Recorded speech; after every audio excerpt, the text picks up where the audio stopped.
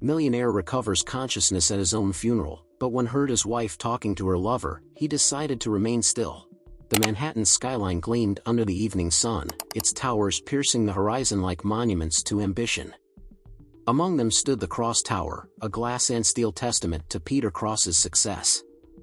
From his corner office on the top floor, Peter gazed down at the city that had, in many ways, come to define him. His reflection stared back, suit immaculate, expression unreadable, as though even his own mirror struggled to connect with the man he had become. Peter's assistant interrupted the silence. "Mr. Cross, your car is ready. Mrs. Cross is already at the gala." "Thanks, Sarah. I'll be down in a moment," Peter replied, his voice steady but devoid of warmth.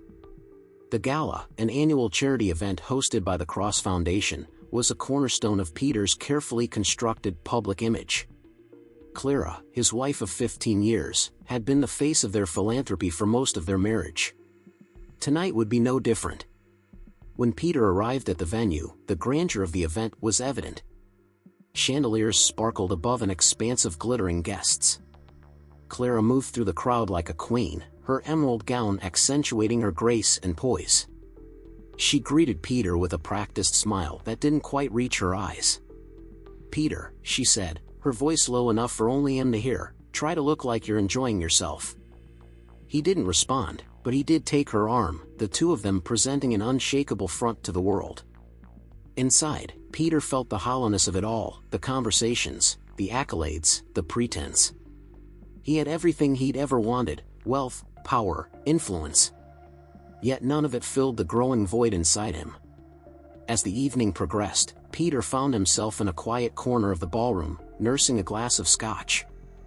From across the room, he watched Clara speaking with a group of benefactors, her laugh melodic and deliberate. It struck him how little he truly knew her anymore. She had always been a mystery to him, even in their early days.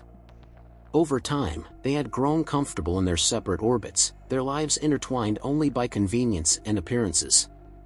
Lost in thought, came a voice beside him. It was Daniel Carter, a longtime associate and one of Peter's few trusted allies. "Just watching the show," Peter replied, nodding toward the crowd. Daniel chuckled. "You know, for a man who has it all, you sure look like you're carrying the weight of the world." Peter smirked but didn't answer. The truth was, Daniel wasn't wrong. Later that night, as Peter's car navigated the streets back to their penthouse, Clara remained silent beside him. The air between them was heavy, as it often was these days. When they arrived home, she disappeared into their bedroom without a word. Peter lingered in the living room, staring out at the city lights. For all their brilliance, they felt distant, cold, like everything else in his life. The air was suffocating, heavy with the scent of lilies and whispers of grief. Peter Cross opened his eyes, but darkness greeted him. His body felt alien, stiff and unresponsive, as though he were a prisoner within himself. Slowly, sounds began to filter through the haze: murmured condolences, the muted hum of voices, and the distinct, rhythmic tap of someone pacing nearby. "Such a tragedy," a voice said. "He was so young, so successful." Another replied, "At least he left Clara well taken care of." The words barely registered as Peter tried to comprehend where he was. The last thing he remembered was driving through the rain, headlights slicing through the darkness. Then, the sudden screech of brakes, the shattering of glass, and nothing. Yet, here he was, conscious, but trapped. It wasn't until he heard her voice that the reality of his situation began to take shape. "You've done well, Nathan," Clara said, her tone calm and measured. "No one suspects a thing." Peter's mind reeled. Clara? Nathan? The name was familiar, a colleague, a supposed friend, but why was she speaking to him now, here, at what Peter was beginning to piece together was his own funeral? Nathan's voice followed, hushed but clear. "It wasn't easy. Manipulating the brakes without anyone noticing took some effort. But as you said, it was worth it." Peter's chest tightened. They were talking about the accident, his accident. Rage bubbled beneath the surface of his paralysis, his mind screaming against the betrayal that was unfolding before him. And the assets? Clara asked, her voice devoid of the grief she had performed for the mourners moments before. All transferred, Nathan replied. The board believes it was all in preparation for the foundation. They'll approve the next steps without question. Good, Clara said. Once this is over, we'll leave the city. Start fresh. Peter wanted to shout, to demand answers, but his body betrayed him, silent and still in the casket that now felt more like a tomb. He was forced to endure their conversation, every word cutting deeper than the last. When will the will be read? Nathan asked. In a few days, Clara replied. But I've already ensured it favors me. Peter was always too trusting, or too distracted, to notice the fine print. Her laughter was soft, almost imperceptible, but it echoed in Peter's ears like a dagger being driven into his chest. The woman he had shared his life with, the woman he had trusted, was plotting his demise with another man. And they thought they had succeeded. Let's not linger, Clara said, her voice moving farther away. We've done what we needed here. As their footsteps faded, Peter was left alone, surrounded by the hum of mourning guests who saw him as nothing more than a lifeless figure. Inside, his mind raced. The betrayal was almost too much to bear, but beneath the anger was something more potent, resolve. They thought he was gone. They thought they had won. But Peter Cross wasn't done yet. Peter lay trapped in darkness, listening as the mourners drifted through the room like ghosts, exchanging polite words of sorrow. He could feel the oppressive weight of their grief and, more profoundly, the suffocating weight of his own betrayal. Clara's words replayed in his mind like a haunting refrain, cold, calculated, and final. The conversations nearby barely registered at first, muted by the storm of thoughts in Peter's head. Yet, as he strained to listen, fragments of dialogue began to pierce through the fog. You know, I always thought Clara was too composed for a grieving widow, a woman's voice whispered. Composed, another responded. I'd call it rehearsed. But I suppose it's easier when you know you'll inherit everything. Peter wanted to shout in agreement, to warn them of Clara's treachery, but the stillness of his body mocked him. He could do nothing but absorb the pity and speculation of those who had once been his friends, allies, and associates. As the room began to clear, Peter heard a familiar voice. Daniel Carter, his longtime associate, approached the casket. You were a hard man to read, Peter, Daniel muttered, his voice heavy with both grief and respect. But I always thought you deserved better than this. The words, though kind, struck a nerve. Did I deserve this? Peter thought. For all his success, he had built his empire on ambition, often at the expense of the people around him. Clara's betrayal was a knife to the heart, but as he lay helpless, Peter couldn't ignore the quiet truth. He had been a distant husband, a closed-off friend, and an unreachable boss. He had created a fortress of wealth and power, but it had left him isolated. His musings were interrupted by footsteps, familiar ones. Clara was back. Do you think anyone suspects? Nathan's voice asked, his tone casual but tinged with caution. Not a chance, Clara replied smoothly. Peter surrounded himself with people who were either too scared or too indifferent to question anything. He made this easy. Peter's anger surged, fierce and unrelenting. Clara's words were a stark reminder of how little she had thought of him, how well she had masked her disdain.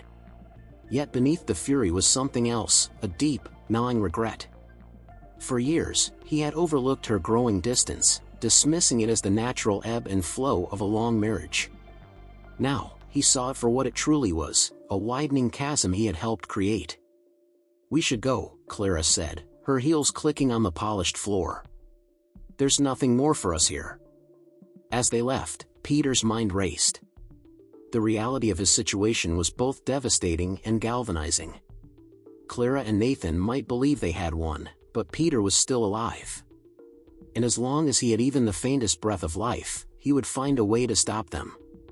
The voices of the remaining guests began to fade, replaced by a heavy silence. For the first time, Peter focused inward, testing the limits of his immobilized body. He willed his fingers to move, his chest to rise, his voice to speak, anything to prove he still had control. Hours passed, and though no miraculous movement came, Peter refused to give in to despair.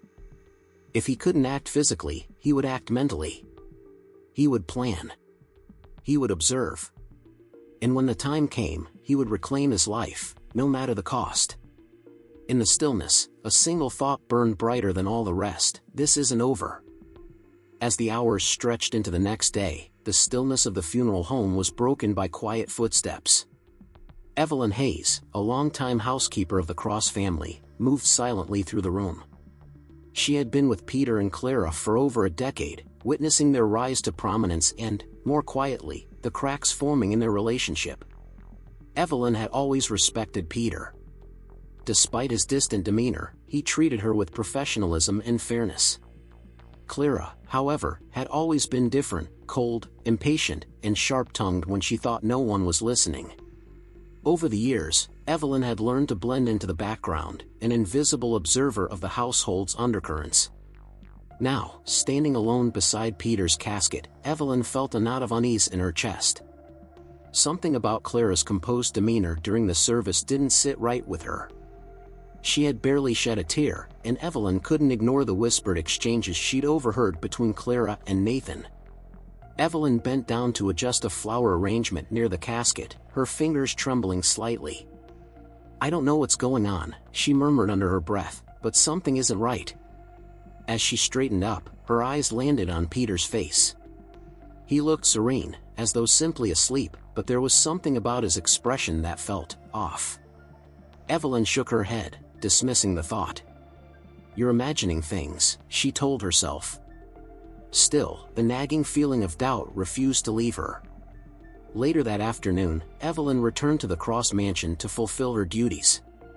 The house was eerily quiet, save for the occasional sound of Clara pacing upstairs. Evelyn decided to use the stillness to clear out Peter's study, a request Clara had made earlier, though Evelyn found it odd. The funeral had just passed, and Clara was already eager to dismantle Peter's space. Evelyn began sorting through papers and books, careful to respect the late Mr. Cross's privacy. Among the neatly organized files, she found a folder marked Emergency Protocols in Peter's handwriting. Curious, she opened it. Inside were detailed instructions for handling the company and its assets in the event of his death. Evelyn scanned the document, her brow furrowing as she read a passage. "All changes to ownership and asset allocation require my direct, documented approval. In my absence, my legal team should be consulted immediately." The words stood out like a beacon. Evelyn couldn't shake the feeling that something was amiss. Why would Clara need to clear out Peter's study so soon?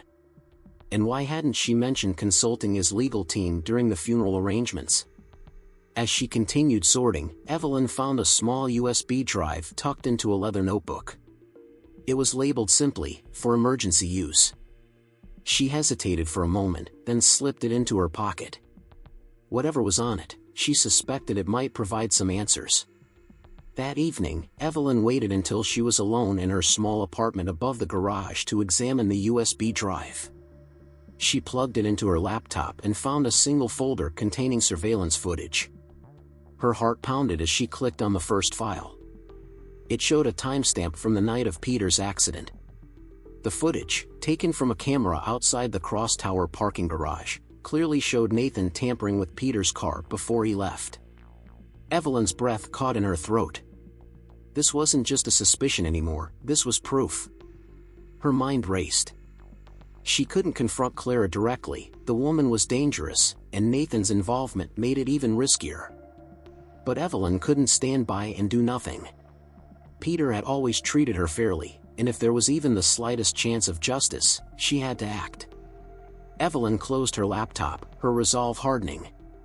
She didn't know exactly what she was stepping into, but one thing was clear: Clara and Nathan had underestimated her. And with Peter gone, Evelyn would ensure someone stood in their way. The next morning, Evelyn found herself pacing her small living room, the USB drive still clutched in her hand. Her discovery from the previous night had kept her awake, thoughts spiraling as she pieced together Clara and Nathan's betrayal. Peter's death wasn't just an accident, it was a calculated move to eliminate him. And now, Evelyn had the evidence to prove it. But what could she do? Clara held all the power, and Evelyn was just a housekeeper. Even if she took the evidence to the authorities, who would believe her? The weight of the truth pressed heavily on her chest, but she knew she couldn't let fear paralyze her. She pulled out her phone and dialed the number of someone she hadn't spoken to in years, Mark Jensen, a former private investigator who had once worked for Peter. Mark had always been trustworthy and discreet, and Evelyn hoped he could guide her. After a few rings, his gruff voice answered. Mark Jensen speaking. Mark, it's Evelyn Hayes, she began, her voice steady despite the anxiety bubbling within her. I need your help. That afternoon, Evelyn met Mark at a quiet cafe on the outskirts of the city. She explained everything, Peter's death, Clara's suspicious behavior, and the surveillance footage. Mark listened intently, his brow furrowing deeper with each detail. When she finished, he leaned back in his chair, folding his arms. If what you're saying is true, this goes beyond just greed. This is premeditated murder. But exposing Clara won't be easy. She's got the money and the influence to cover her tracks. Evelyn nodded, her resolve firm. I know. That's why I need someone who can help me figure out how to use this evidence without tipping her off. Mark leaned forward, his voice lowering. We'll need more than just that footage. If Clara and Nathan went to these lengths, there's a trail somewhere, bank transactions, forged documents, communications. If we can find it, we can bring it to the authorities and make sure it sticks. Evelyn felt a spark of hope. For the first time since Peter's death, she had a clear path forward. Meanwhile, at the Cross Mansion, Clara and Nathan were deep in conversation in Peter's study, unaware of Evelyn's growing investigation. We need to move faster, Clara said, her tone sharp. The board will only stay quiet for so long before they start asking questions. Nathan, leaning casually against the desk, smirked. Relax, Clara. We've covered our tracks. No one's going to find anything. Clara shot him a glare. That's what you said about Peter's car, and yet here I am, managing this mess. Their words hung in the air, thick with tension. They had underestimated Evelyn, assuming her to be nothing more than a silent observer. But even as they plotted their next steps, Evelyn was unraveling the threads of their conspiracy, determined to bring them to justice. Over the next few days, Evelyn and Mark worked tirelessly. Mark used his connections to dig into Nathan's financial records, while Evelyn scoured Peter's belongings for anything that might strengthen their case. Among his files, she found a document labeled Personal Notes that caught her attention. It detailed Peter's suspicions about Clara's growing interest in their finances and referenced a hidden safe in his private library. With Mark's help, Evelyn located the safe and opened it. Inside was a treasure trove of information, bank statements, property deeds, and letters detailing Clara's increasing demands over the years. Among them was a signed document from Nathan, granting Clara access to a joint account, an account that had seen suspicious withdrawals just days before Peter's death. Evelyn's hands trembled as she held the papers. This is it, she whispered. This is the proof we need. Mark nodded. It's a start. But we'll need to act carefully. Clara's not going to go down without a fight. Evelyn agreed. The stakes were higher than ever, but she wasn't about to back down. Peter had always stood by her in his quiet way, and now it was her turn to stand by him, even if he was no longer there to see it. Evelyn and Mark sat across from each other in her small, cluttered apartment. Between them, a table was littered with papers, USB drives, and handwritten notes. It had been a week since Evelyn had first uncovered the surveillance footage, and now, with Mark's expertise, they had built a case strong enough to take to the authorities. But something still nagged at Evelyn. What if this isn't enough, she asked, her voice tinged with doubt. Clara's smart. She could claim the documents were forged, spin the story in her favor. Mark leaned back in his chair, stroking his chin thoughtfully. You're right. We need something undeniable, something public. If she's exposed in front of the right people, she won't have time to cover her tracks. Evelyn thought for a moment, her mind racing. Then it struck her. "The will reading," she said. "It's in 2 days, and Clara will have to be there. If we can present the evidence in front of the board members and the lawyers, there'll be witnesses, people she can't manipulate easily." Mark nodded, a small smile creeping onto his face. "That could work. But it's risky. If she catches wind of this before the meeting, she could disappear, or worse, come after us." Evelyn's resolve hardened. "It's a risk I'm willing to take. Peter deserves justice, and so do all the people she's trying to manipulate." The next 2 days were a blur of preparation. Evelyn and Mark worked tirelessly to compile the evidence into a cohesive presentation. Evelyn contacted one of Peter's closest confidants, Robert Lang, a senior member of the board who had always been loyal to Peter. She told him only part of the story, enough to pique his curiosity and ensure his presence at the will reading. Meanwhile, Mark dug deeper into Nathan's activities, uncovering a paper trail of shady financial transactions that linked him directly to the tampering of Peter's car. It was the final piece they needed to solidify their case. "Are you sure about this?" Mark asked on the night before the will reading, his tone cautious. "Once we do this, there's no turning back." Evelyn looked at him, her expression resolute. "I'm sure. Clara has to face the consequences of what she's done." The morning of the will reading arrived, and the Cross Mansion buzzed with activity. Lawyers, board members, and family friends gathered in the expansive living room, their hushed conversations filling the air. Clara, dressed in a sleek black dress, played the role of grieving widow perfectly, accepting condolences with practiced grace. Evelyn moved through the crowd quietly, her presence largely unnoticed. She spotted Robert near the back of the room and made her way to him. "Thank you for coming," she whispered.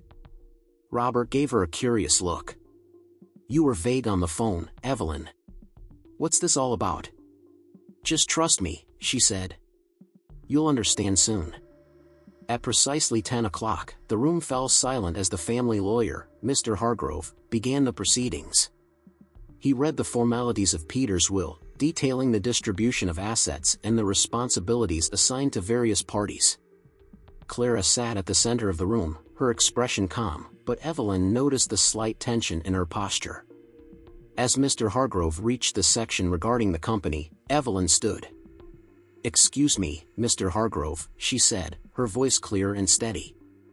"Before you continue, I believe there's something everyone here should see."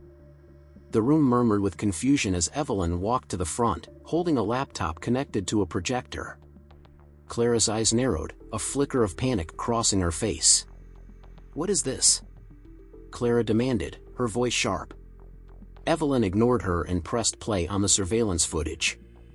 The room fell into stunned silence as the video showed Nathan tampering with Peter's car.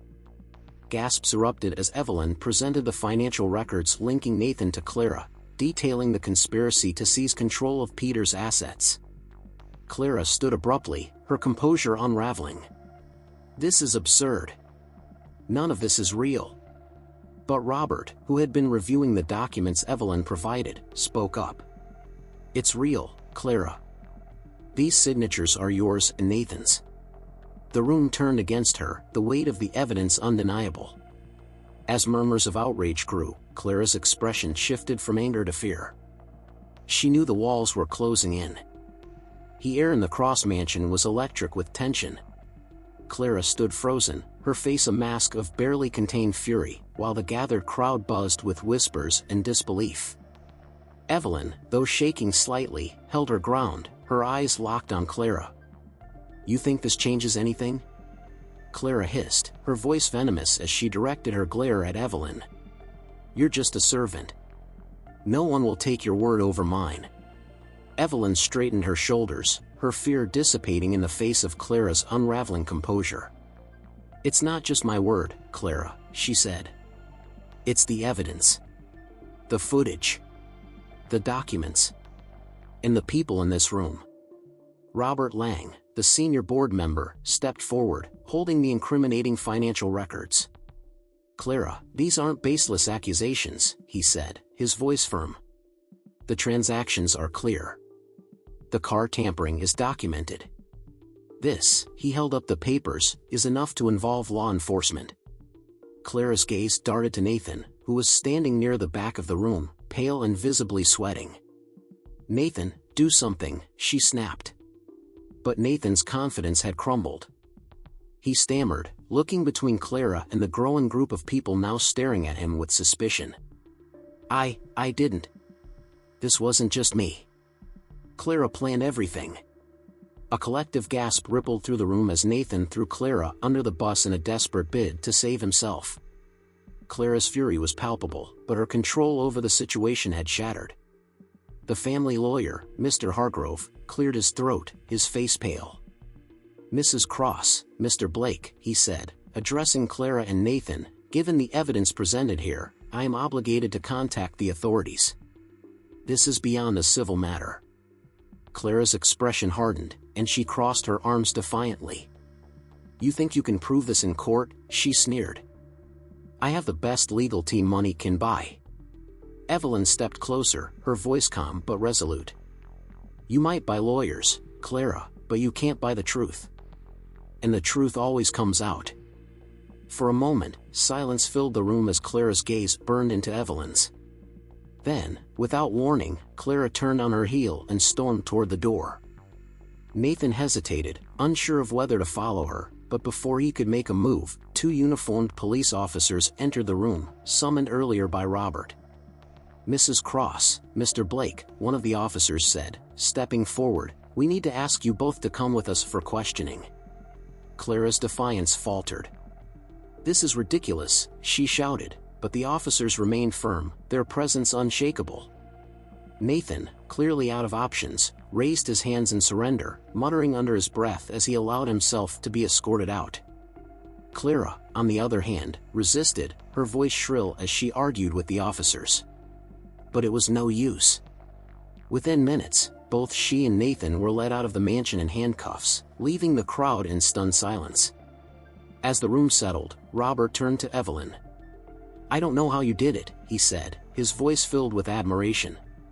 "But you saved Peter's legacy." Evelyn shook her head, her voice soft. "I didn't do this alone. Peter saved himself.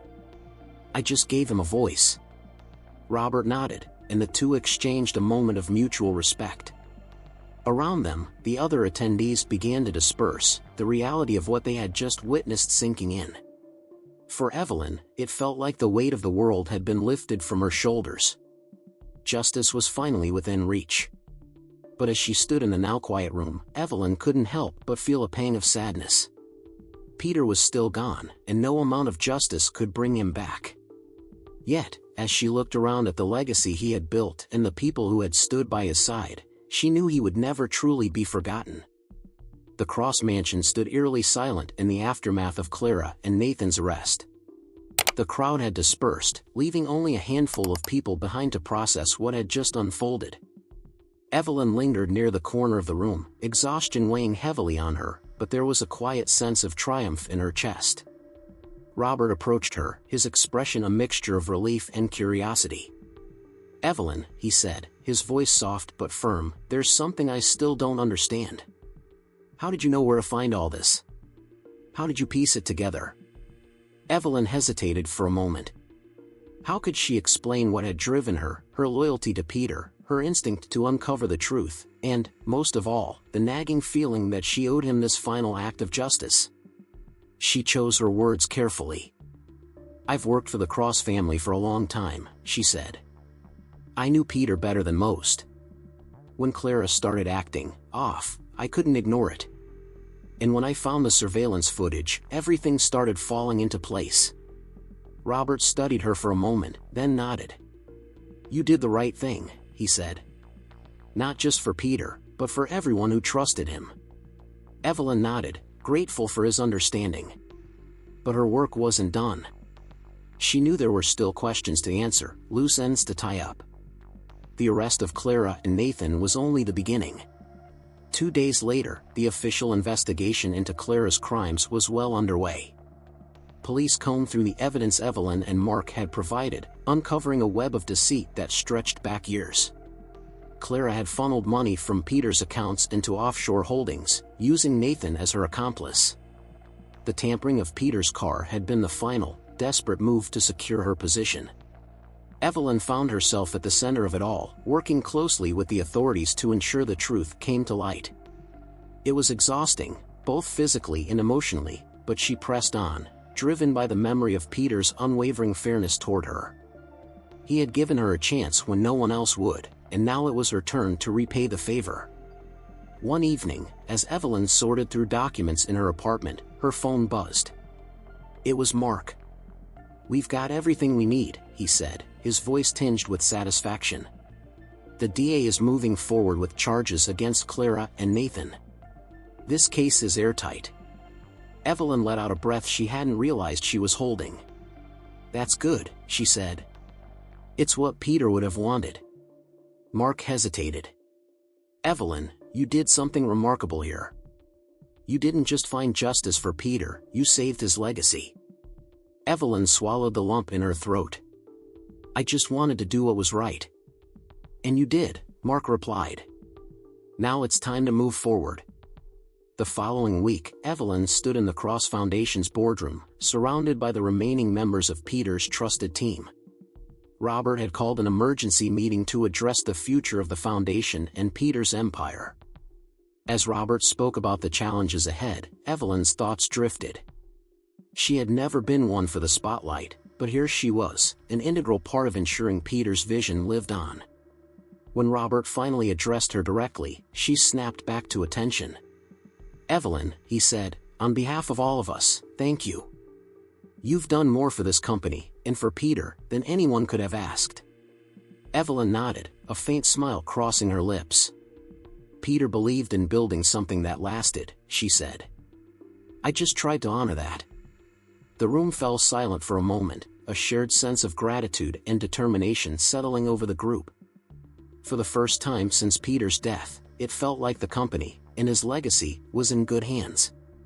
As Evelyn left the boardroom, she paused to look at a portrait of Peter hanging on the wall. His confident gaze seemed to watch over her, a reminder of everything he had stood for. She took a deep breath, feeling a sense of peace she hadn't known in weeks. "Rest easy, Mr. Cross," she murmured. "We've got this." The days following the arrests of Clara and Nathan brought a quiet calm that Evelyn hadn't felt in weeks. Though the fallout from their crimes continued to ripple through Peter's company and personal affairs, the chaos that had surrounded her since discovering the truth had finally begun to subside. Evelyn found herself with a rare moment of stillness as she sat in her modest apartment, sipping tea and staring at the stack of papers on her coffee table. These were Peter's files, the ones she had painstakingly gathered to uncover Clara's betrayal. But now, they were just remnants of a storm that had passed. With the truth out in the open and justice underway, Evelyn's role was shifting. Her phone buzzed, interrupting her thoughts. It was Robert Lang. She answered with a calm, "Hello, Robert." "Evelyn," he said, his voice warm but serious, "I wanted to personally thank you again for everything you've done. Without you, none of this would have been possible." "You've thanked me enough, Robert," she said, a faint smile tugging at her lips. "I didn't do this alone." "Still," Robert continued, "you deserve recognition for your dedication. And there's something I wanted to discuss. The board met this morning, and we've decided to establish a new initiative within the Cross Foundation in Peter's honor, one focused on supporting loyal employees like you who've been instrumental in shaping what this company stands for." Evelyn blinked in surprise. I don't know what to say." "Say you'll accept our gratitude," Robert said with a chuckle. "This isn't just about Peter's legacy, it's about making sure his values continue to guide us. And you're a part of that." Evelyn thanked him, her voice steady but her emotions churning. After the call ended, she stared out her window, thinking about how much her life had changed. She had always considered herself an observer, a background character in the lives of others. But now, she realized that her actions had shaped the course of Peter's legacy. It was a humbling and empowering thought. In the weeks that followed, Evelyn became more involved with the Cross Foundation than she had ever anticipated. Though she had no formal title or corporate experience, her insight into Peter's life and values made her a valuable voice in discussions about the foundation's direction. She worked closely with Robert and the board, helping to ensure that the company stayed true to its original purpose, creating opportunities and leaving a positive impact. But as rewarding as her new role was, Evelyn felt a pull to reconnect with her own life, one that she had put on hold during the whirlwind of uncovering Clara and Nathan's crimes. She revisited old hobbies, spent time with friends she had neglected, and began volunteering at a local community center. It was there that she found a renewed sense of purpose, helping people in need and seeing the immediate impact of her efforts. One day, while sorting donations at the center, Evelyn met a young woman named Grace, who was struggling to get back on her feet after losing her job. Grace's resilience reminded Evelyn of her own journey, and she offered to help Grace with job applications and interview preparation. Over time, their bond grew, and Evelyn saw in Grace the same potential that Peter had once seen in her. Meanwhile, the legal proceedings against Clara and Nathan moved forward. The evidence Evelyn and Mark had gathered left little room for doubt, and both faced serious charges, including fraud and conspiracy. The case drew significant media attention, painting Clara as a manipulative socialite who had taken her husband's trust and twisted it for her own gain. For Evelyn, the headlines were a bittersweet reminder of the battle she had fought, not for fame or recognition, but for justice. As Evelyn reflected on the journey that had brought her to this point, she felt an overwhelming sense of gratitude. She had faced betrayal, fear, and uncertainty, yet she had emerged stronger, guided by her loyalty to Peter and her unwavering commitment to doing what was right. One evening, as she sat in her quiet apartment, she opened a journal and began to write, a habit she had picked up during the investigation. The words flowed easily, a testament to her growth and resilience. Life isn't about the things we accumulate or the power we hold. It's about the connections we make, the truths we stand for, and the impact we leave behind. Peter taught me that, even in his absence. And now, it's my turn to carry that lesson forward. Evelyn closed the journal, a sense of peace settling over her. The past few months had been a whirlwind, but she had found her footing. And as she prepared for the next chapter of her life, she knew one thing for certain: she would honor Peter's legacy by living with purpose, just as he had.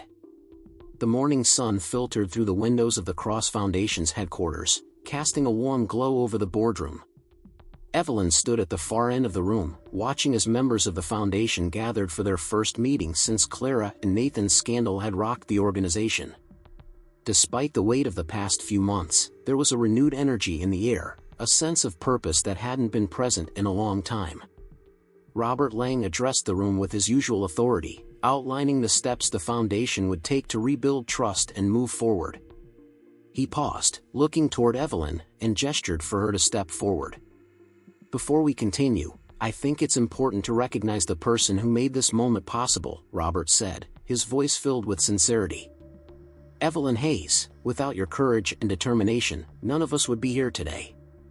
You reminded us of what Peter stood for, and for that, we are forever grateful. The room erupted into applause, and Evelyn felt her cheeks flush. She wasn't used to being the center of attention, but she met the moment with quiet grace. Thank you, she said, her voice steady despite the emotions swirling within her. I didn't do this alone. Peter's legacy inspired me, and it's up to all of us to ensure it lives on. Her words were met with nods of agreement, and the meeting resumed with a renewed sense of purpose. As Evelyn returned to her seat, she felt a profound sense of closure. She had done what she set out to do, and now, it was time to focus on the future. Outside the boardroom, Evelyn wandered through the halls of the foundation, stopping in front of a portrait of Peter Cross that hung near the entrance. His gaze was as steady and confident as she remembered, and she felt a swell of gratitude for the man who had unknowingly set her on this path. I hope I've done right by you, she murmured, her voice soft. You gave me a chance when no one else would, and I'll never forget that. She lingered for a moment before turning and leaving the building. The sun was bright, the air crisp, and for the first time in months, Evelyn felt truly free. The following weeks brought a sense of balance to Evelyn's life. She split her time between her responsibilities at the foundation and her volunteer work at the community center, finding joy in helping others and making a tangible difference. Grace, the young woman she had met at the center, was thriving under Evelyn's guidance.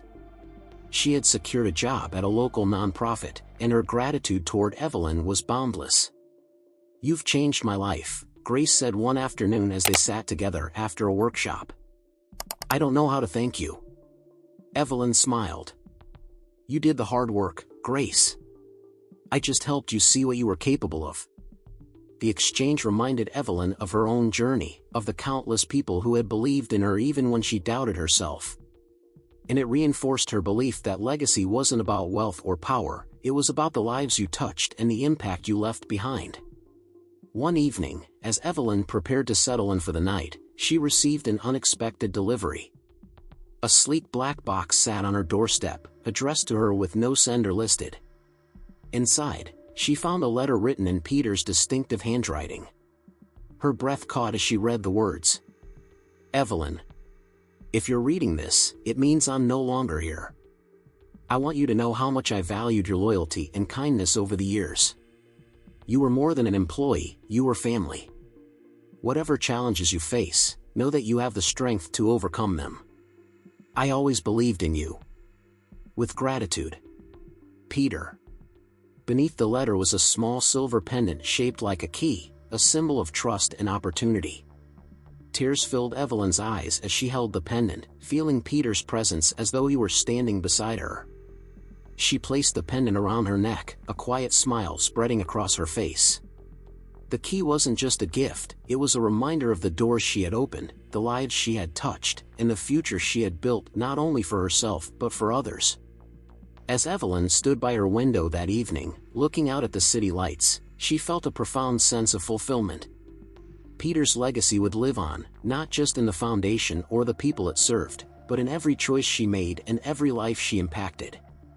For the first time in a long time, she felt at peace. And as she closed her eyes, she whispered softly, "Thank you, Peter. For everything."